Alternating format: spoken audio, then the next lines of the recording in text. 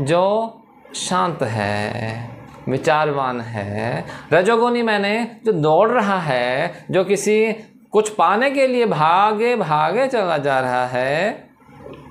और तमोगुणी मैंने जो आलस्य से, प्रमाद से लिप्त पड़ा हुआ चादर तान के सो रहा है।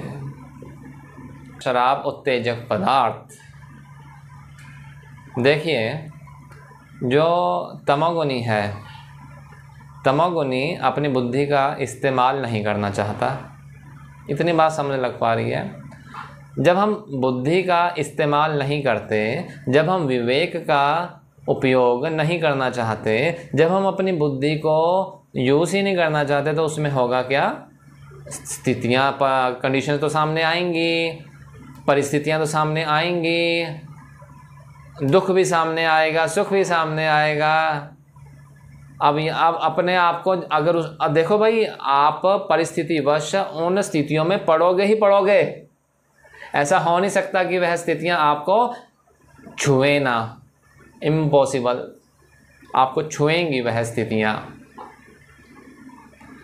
अब आपने निर्णय लेना है कि उन स्थितियों से कैसे उभरा जाए।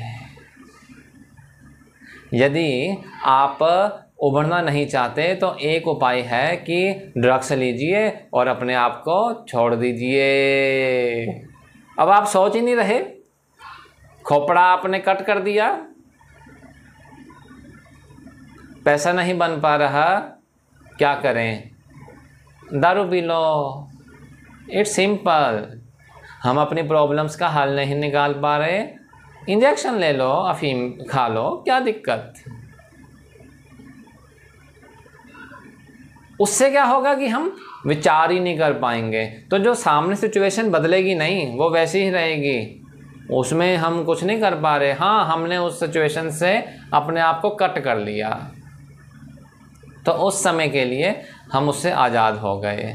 सिचुएशन वैसी पड़ी है। अब जो रजोगुणी व्यक्ति है ना, वो क्या करेगा?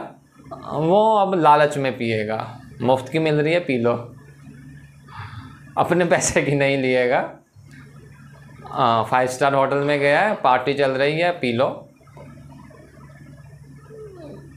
खुद का यानी कि अपने आप को कट करने के लिए नहीं पीता, शो ऑफ के लिए पी लेगा। इन कारणों से वह पीता है। और सत्वगुणी को इन चीज़ों की आवश्यकता नहीं पड़ती।